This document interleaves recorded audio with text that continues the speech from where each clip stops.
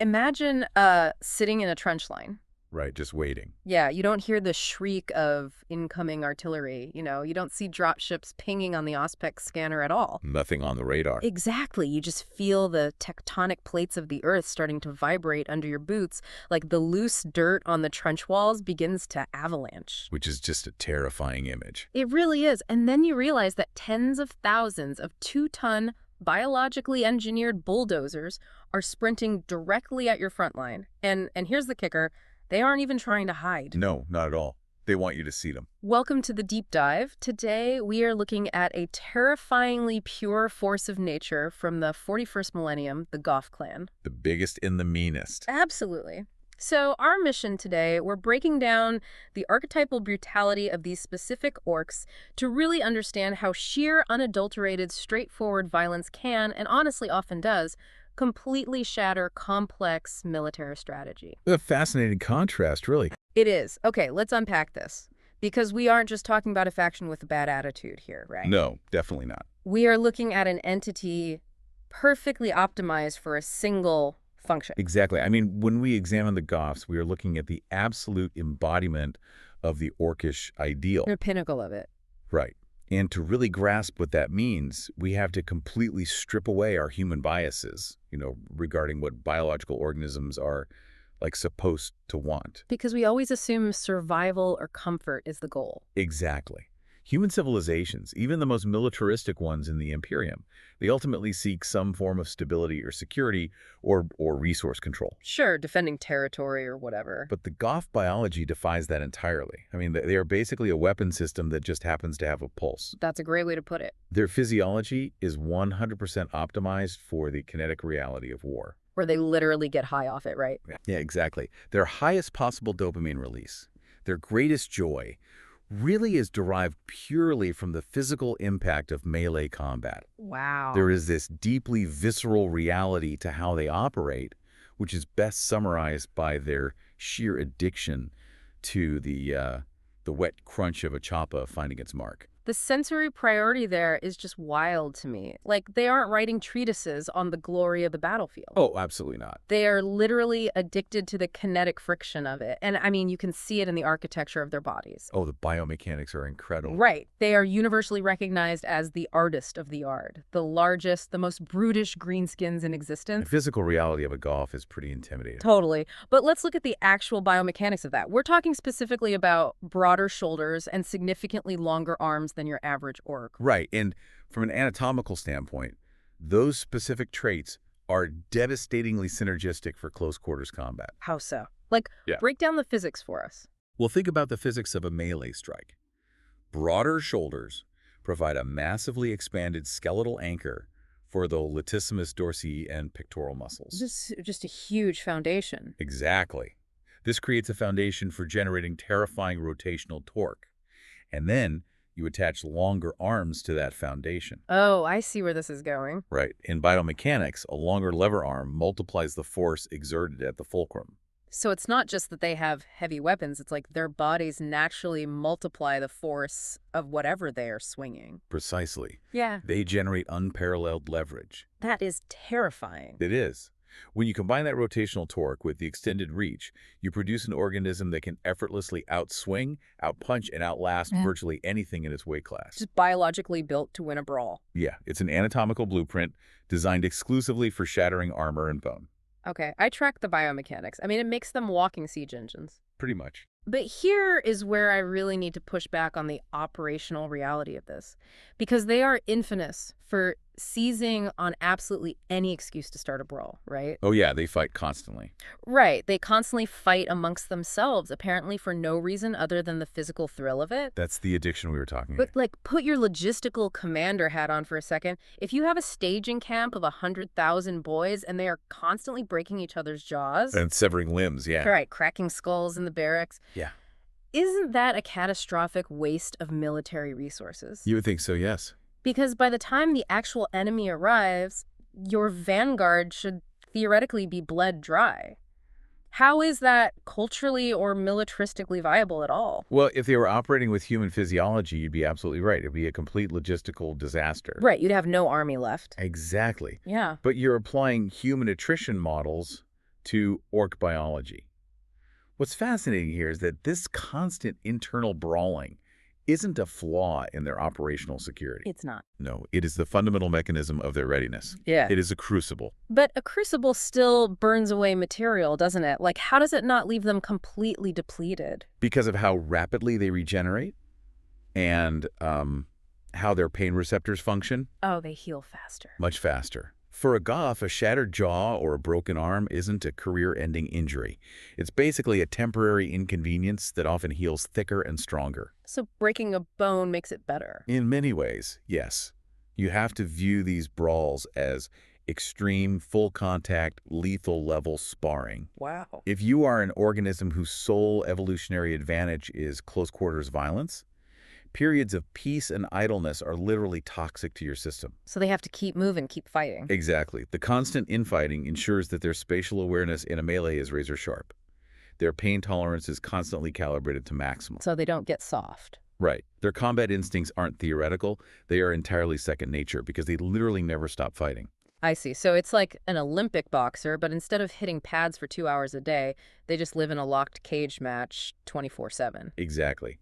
By the time a Goff horde actually hits an Imperial gun line, they are entirely warmed up. They're already in the zone. Right. The transition from the staging camp to the battlefield isn't a psychological leap for them. It's just a change of scenery. The enemy is just a new sparring partner. Precisely. This weeds out any theoretical weakness in the mob before they even deploy. That reframes the whole Goff ethos perfectly. Yeah. Because there's this fundamental rule in their society, right? A proper Goff should always be willing to break faces for free. Yes, that's a core tenet. Which, in the wider context of the orc economy is a massive statement. It is a profound philosophical divergence from the other clans. Right, because typically orcs fight to acquire teeth, their currency. They want loot. They're essentially mercenaries. Exactly, mercenaries at heart. But the Goff ethos strips the capitalism right out of the violence. It really does. They are saying you don't need a financial incentive to cave a skull in. If you are a true Goff, the act of violence is its own complete justification. It's almost, artisanal. Artisanal violence, I like that. It elevates their violence from a simple transaction to a biological vocation. Like a calling. Exactly. They are purists. And that purity of purpose translates directly into their material culture. Oh, their gear. Right. If you are a biological weapon designed for maximum kinetic impact, Yeah. and you view violence as a sacred duty rather than a job, your aesthetic is going to reflect that absolute rigidity. Which brings us to the visual nightmare of a Goff charge. We have to talk about how they dress for war because it is brilliantly, aggressively brutalist. The brutalist is the perfect word for it. They are just this solid wall of black. Predominantly black, yes, with perhaps some stark white or red checkers to break it up. Right, the checkerboard pattern. Yeah, but the defining characteristic of their war gear isn't just the color they choose, it's the concept they absolutely despise. Now, what's that? They harbor a deep cultural disgust for camouflage. Which is wild. And think about that in human terms for a second. We spend billions developing digital camo, thermal baffling, stealth tech. Oh, entirely. Ugh. Millions of hours of research. Right. We do everything possible to blend in and not get shot. And the Goths look at all of that and just see absolute cowardice. What's fascinating here is the psychology behind that rejection. Tell me more about that. Well, if we deconstruct what camouflage actually represents on a battlefield, it is an admission of vulnerability. Oh, interesting. It is a physical manifestation of the idea. If the enemy sees me, they will destroy me, therefore I must hide. Because my armor isn't enough. Right. It implies that the enemy's weapons have authority over your physical form. It's basically an admission of fear. Precisely. To a Goth, the very concept of hiding is an insulting contradiction to their physical superiority. Why hide if you're the toughest thing out there? Exactly. Why would the biggest, meanest organism in the galaxy hide from something smaller and weaker? Makes sense when you put it like that. To them, marching directly at the enemy in high-contrast black and white checks isn't a tactical error. It is a psychological weapon. It's a statement. It is a broadcast of absolute dominance.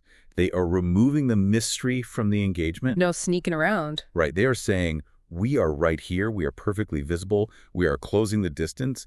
And your weapons are fundamentally insufficient to stop our mass. It's the ultimate psychological flex. You just can't intimidate an army that actively wants you to see them coming. You really can't. And their clan symbol, the black bull's head, is just the perfect iconography for this. Stubborn, unstoppable, forward momentum. It captures them perfectly. But I want to zoom in on how they accessorize, particularly the knobs, the elite warrior caste. Ah, yes. The helmets. Right. You look at their armor, and they almost universally wear these massive, heavy, horned helmets. They do. Now, in a lot of sci-fi or fantasy, horns on a helmet are purely decorative. They denote rank or, just look intimidating. Not for the Goths. No, absolutely not. In Goth society, form is entirely enslaved to function. It's literally weaponized haberdashery. Like, the best analogy I can think of is, imagine someone took the concept of a steel-toed work boot. Okay, a steel-toed boot. Right, a piece of gear designed purely to protect your extremities from crushing impacts. But then they reverse engineered it into an offensive weapon. Oh, I see. And then they strapped it to your skull. That is quite the visual. You are wearing a spiked iron anvil on your head, specifically designed so you can use the massive rotational torque of your neck and upper spine to bludgeon a space marine to death with your forehead. The steel-toed boot for the head is an incredibly accurate structural metaphor, honestly. It really works, doesn't it? It does. It highlights the brutal efficiency of their engineering. Yeah. A headbutt from a Goff knob isn't a desperate brawling tactic, It's not a bar fight move. No, it is a primary armor-piercing kinetic strike. It's designed to shatter ceramite. Just unreal power. There is no wasted space in their culture. If a Goff attaches a foot-long iron horn to his skull, it is solely because he calculates it will be highly effective at goring whatever is directly in front of him. That aesthetic of the bull isn't just surface level, though. It really bleeds down into the very social fabric of their clan. It pervades everything they do. Right, they aren't just physically tough. They are described as having this deeply grim, stiff, and aggressively humorless character. Which is a crucial differentiator when you look at the wider green skin ecosystem. How so? Often, orcs are characterized by a chaotic, almost boisterous joviality. Like they're having fun. Exactly. They find explosions hilarious. They view war as a massively entertaining game. The Goths do not view this as a game. They're dead serious. They are the fundamentalists of their species. Humorless fundamentalists with weaponized skulls. That is a terrifying demographic. It really is. And fundamentalism always breeds rigidity. Right, there's no flexibility. Because the Goths view themselves as the purest expression of orcishness, they inherently view every other clan, like the Bad Moons, the Blood Axes, the Evil Sons, as fundamentally flawed or compromised. If you're doing it wrong. Exactly. They don't just want to defeat their external enemies, they demand absolute subservience from their own species. So they bully other orcs. Relentlessly. They believe it is their biological imperative to lord over the rest of the orcs because they are the only ones taking the business of war seriously. And you can see how deeply ingrained this fundamentalism is by how they treat their own youth. Oh, yes. The rituals. We talked about the internal brawling earlier, but the specific coming-of-age rituals for young Goths are just jaw-droppingly brutal. You're referring to the helmet rituals, I assume. Right. A group of young Goths will don these heavy horned helmets and they just repeatedly headbutt each other. It sounds simple, but it's not. No, because this isn't a hazing ritual where you get a little bruised up. It is a lethal sorting mechanism. Highly lethal. They do this to definitively prove their strength, and if they aren't strong enough, they just die in the attempt. Their youth programs have a massive mortality rate. If we connect this to the macro structure of their society, this ritual acts as an uncompromising evolutionary filter. Filtering out the weak. Exactly. The constant brawling is the day-to-day maintenance, but this headbutting ritual is the entrance exam. Wow, pass or die. Quite literally. If a young orc's cervical vertebrae aren't thick enough, if their cranial density cannot withstand a full velocity impact from a peer wearing a spiked iron block, they are systematically removed from the gene pool. Just gone. Yeah, it's an entirely self-enforcing eugenics program based exclusively on blunt force trauma. Here's where it gets really interesting, though. Because you look at that and think it's just senseless barbarism. Right? A lot of outsiders do, yes. But the universe they inhabit is purely results-driven, and this lethal meritocracy produces an undeniable product. They are legendary, highly sought-after fighters. Absolutely legendary. There's a well-known in-universe axiom: a Goff is always worth his teeth. And that reputation was built in the brutal gladiatorial fighting pits across the galaxy. That axiom reveals a tremendous amount about galactic sociology, really. How do you mean? Well, it confirms their absolute dominance in one-on-one combat, certainly. But it also shows how other factions, even those who despise the Goths for being rigid, humorless bullies, are forced to respect their physical reality. Like, you can hate them, but you can't ignore them. Exactly. If a rival war boss is betting heavily on a pit fight, or if they need to hire elite muscle for a vanguard assault, the Goff is the gold standard. The safe bet. They are a known, mathematically reliable quantity of pure, unadulterated violence. They are the blue-chip stock of warfare. So we have established the blueprint here. We know how a single Goff is built, how they think, and how they survive their own culture. Right, the micro level. But what happens when you take that blueprint and scale it up? Like, what happens when a culture that weeds out weakness through fatal headbutting turns that internal pressure cooker outward? It's cataclysmic. This is where we hit the phenomenon known as the green tide. This is where we transition from individual biomechanics to macro-level warfare. And their entire strategic doctrine can be distilled into 3 words. And what are those? Crumping up close. Crumping up close. I love that. It is so deeply anti-intellectual. It's brilliant. It is the ultimate rejection of military theory. Just as they view camouflage as physical cowardice, they view misdirection as tactical cowardice. So no flanking. Right, they fundamentally eschew subterfuge, sneaking, flanking, feinting. These are all the tools of those who lack the strength to walk straight through the front door. Let me push back on that, though. Yeah. From a strategic standpoint, a purely frontal assault against a prepared, technologically advanced defensive line. Like an imperial trench. Yeah, say an Imperial Guard trench system with heavy bolters and artillery. That is generally considered suicide. For most armies, yes. If they refuse to use complex tactics, Yeah. how are they not just immediately mowed down by disciplined crossfire? Because you are assuming a standard scale of deployment. What they lack in sophisticated geometry, they make up for in sheer, mathematically overwhelming mass. Just huge numbers. Exactly. We aren't talking about a frontal assault by a battalion. We are talking about an entire horizon moving toward you. Just a wall of green. A standard mob of Goth boys is at least 20 strong, which is already a significant close-quarters threat. But a true Goth horde doesn't operate in mobs. It operates in multitude. Multitudes. That word implies a scale where you stop counting individuals and start measuring them as a geographical event, Yes, exactly. like tracking a weather system. That is the perfect way to look at it. Think of the green tide like an invasive species introduced into a closed ecosystem. Oh, that's a good comparison. It doesn't outsmart the native predators with clever hunting tactics. It simply overwhelms the environment through raw biological density and aggressive forward expansion. Until the system just breaks. Right, until the ecosystem's defenses collapse under the weight. The physical description of a Goff charge really hammers that home. The ground literally shakes to a stampeding thunder of steel-capped boots. It's an earthquake. That is a massive kinetic event. If you are a defender, your artillery might be killing hundreds of them, but the tide doesn't care. It just absorbs the casualties and keeps closing the distance. And that presents an absolute logistical nightmare for a traditional military commander. I can imagine. Think about how modern warfare is conducted.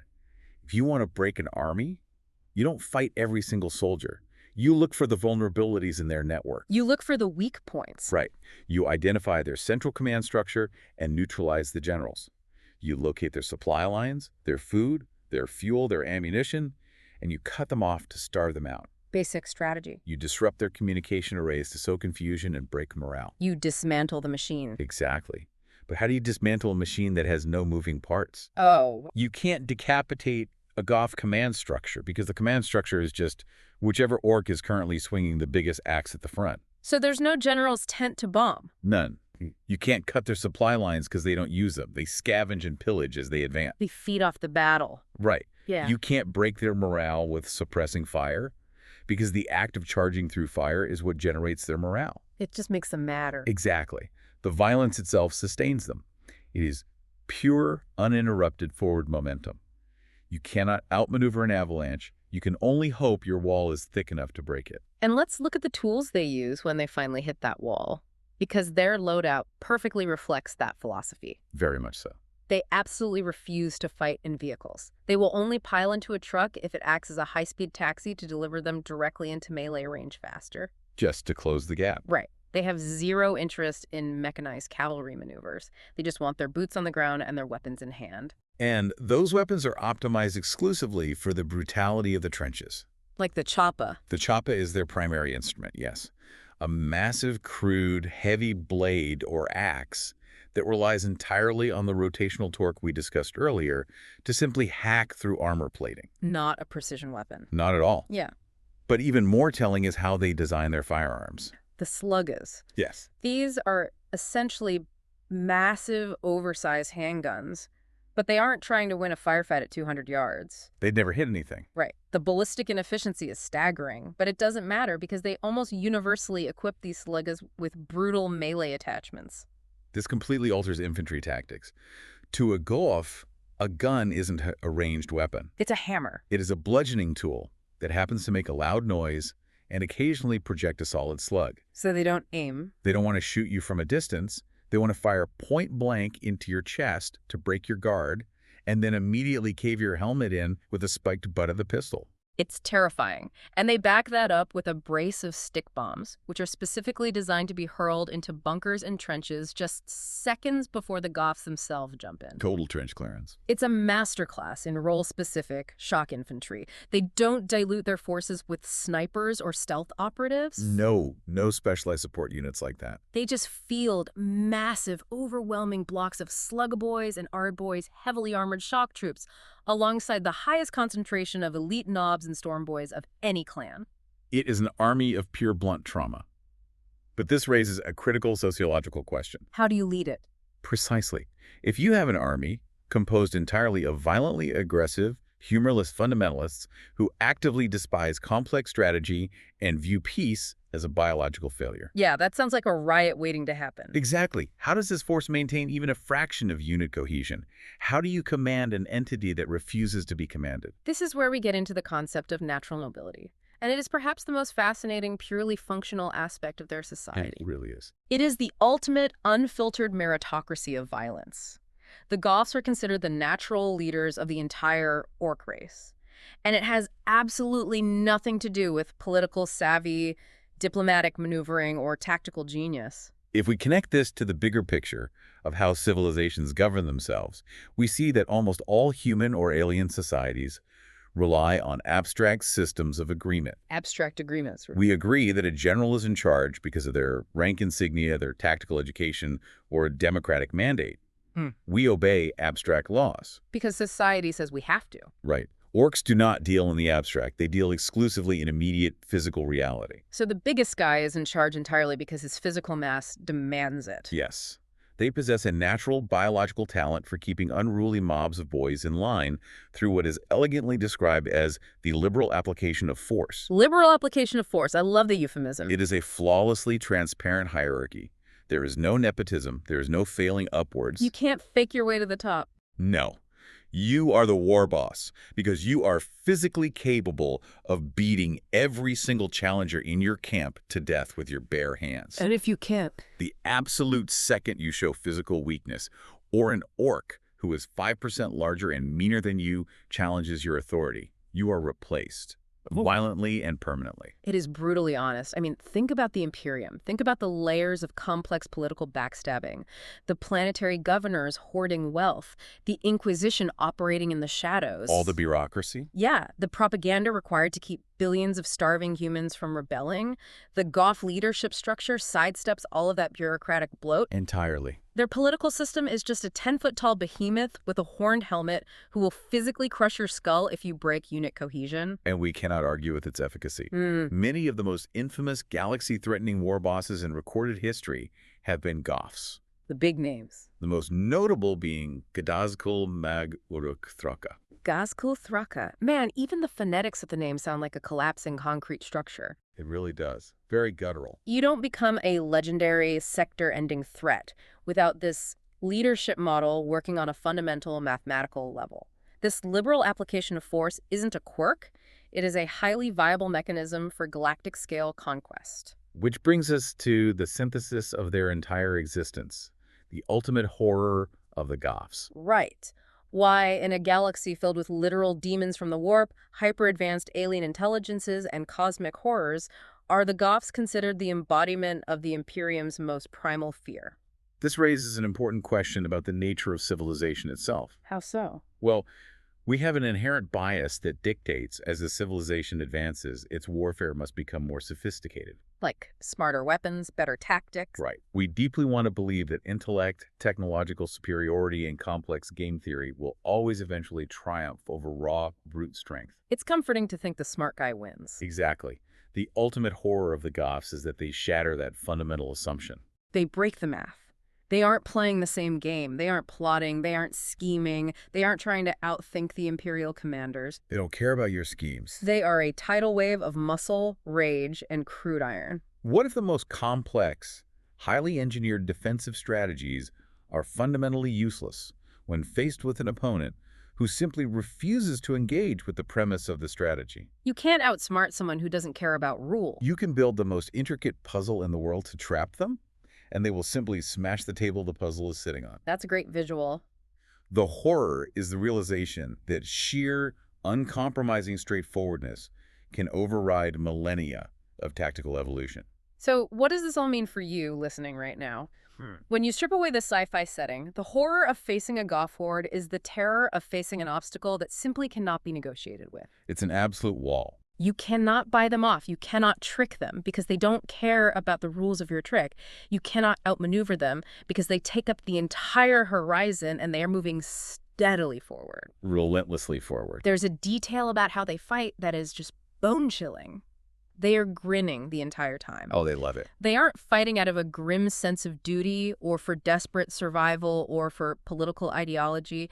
They are dismantling your complex defenses because they absolutely love the physical act of dismantling. It is the terror of absolute, unyielding conviction paired with biologically limitless physical power. No hesitation. None. They have zero internal doubt. They are completely, uniformly unified in their purpose. Okay, we have covered a massive amount of ground today. Let's pull all these threads together. Sounds good. We started by dissecting the terrifying physiology of the Goff clan, the artist of the art. We looked at how their broader shoulders and longer arms create unparalleled biomechanical leverage, and how they use constant, lethal, internal brawling not as a detriment, but as an evolutionary crucible to maintain peak readiness. Keeping the edge sharp. We examined their brutalist, weaponized aesthetic, a wall of black that fundamentally rejects the cowardice of camouflage and utilizes heavy-horned helmets to turn their own skulls into armor-piercing weapons. We then explore the deep rigidity of their culture. The fundamentalists. Right. They are humorless fundamentalists who enforce their ideology through lethal coming-of-age rituals, creating a society where every single surviving member is an elite, highly valued commodity in the theater of war. We scale that up to witness the green tide, an invasive biological system that eschews all misdirection and subterfuge in favor of a ground-shaking, logistically unkillable, full frontal assault, utilizing heavy choppas and melee-attached firearms to crump up close. A truly unstoppable mass. And finally, we saw how this sheer, overwhelming force creates a flawless, brutally honest meritocracy of violence, producing legendary leaders like Gazkul Thraka. They represent the ultimate primal horror of the galaxy, the undeniable proof that pure, unstoppable brutality can and will crush complex strategy. It is a masterful, terrifying case study in the absolute efficiency of brutalist warfare. It really is, and it leaves me with a thought that I want you to mull over as you go about your week. Let's hear it. We live in a world that constantly praises complexity. We are taught to value nuance, to prioritize out-of-the-box strategic thinking, and to always look for the clever workaround, the life hack to our problems. They love a life hack. We do. But the Goffs represent the terrifying effectiveness of sheer, uncompromising straightforwardness. It begs a really uncomfortable question about how we operate. Which is? Are there challenges in your life right now where your complex strategies are actually just camouflage? Oh, wow. Hiding behind the plan. Exactly. Are you overcomplicating a problem simply to hide your fear of a direct confrontation? What if the most effective way to shatter a seemingly unsolvable, highly complex problem isn't to outsmart it, but to attack it with a metaphorical, uncompromising, full frontal assault? It forces us to ask if we lack the raw conviction to simply walk straight through the obstacles we face. Exactly. Sometimes you don't need a better plan. Sometimes you just have to put on the horned helmet, lean forward, and break the problem wide open. Thank you so much for joining us on this deep dive into the archetype of brutality. We'll catch you next time.